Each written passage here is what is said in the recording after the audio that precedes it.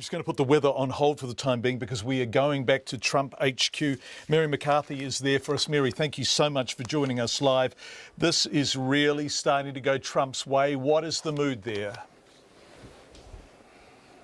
Well, indeed, as you said, it's going Trump's way, to say the least. The New York Times now headlining that Trump is closing in on what could be a stunning upset.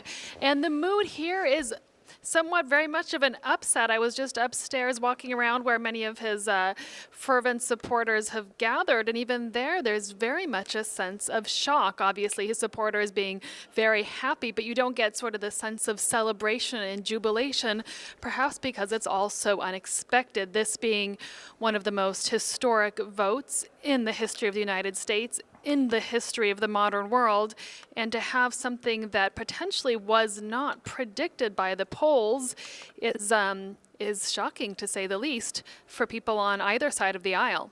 It wasn't predicted by the polls. It's interesting, the New York Times are now really pointing at a Trump presidency. CNN not calling it yet, and there are still votes to be counted, and we know what happens and how embarrassing it can be for media organisations who go too soon.